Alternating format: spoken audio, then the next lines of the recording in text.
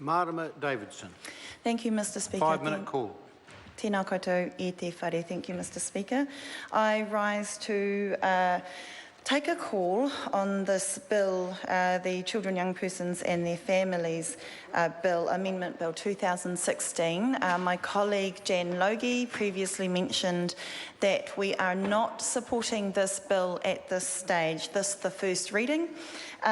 She highlighted some reasons. In my contribution to the House, I want to focus specifically in my role as Māori Affairs spokesperson and mention that it's incredibly important that of the children, Māori children make up 25% of our population, but are 60% of the children in SIF's care.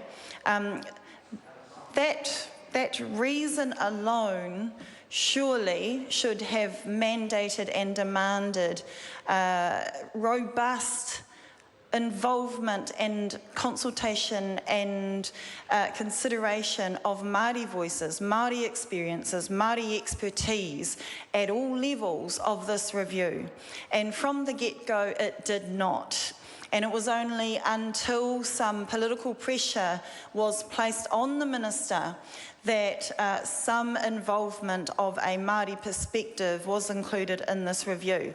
That cannot be acceptable. That cannot be acceptable in the way that we run and govern a country. It cannot be acceptable when we are trying to overhaul a system and a department that is responsible for dealing with so many of our Māori children.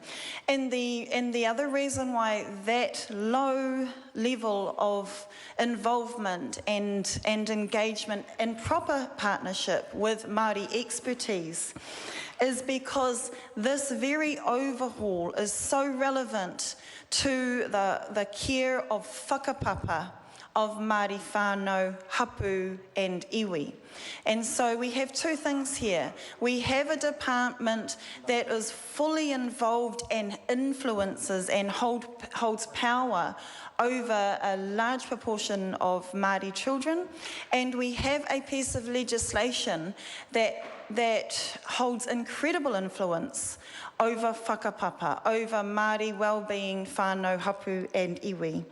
And so I did want to remind this House that over colonisation, over generations, we know that one of the biggest impacts and fallouts of the harmful well-being for Māori families has been the disruption in whakapapa and the disruption of well-being in whakapapa.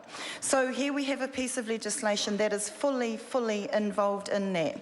I also wanted to say in this first reading, I wanted to make a general point that this is a bill that deals with the fallout, and that we always, we need a review of the whole of government systems that actually looks at the structures that contribute to our people, all of our people, falling into hardship, falling into poverty, having it tough in the first place.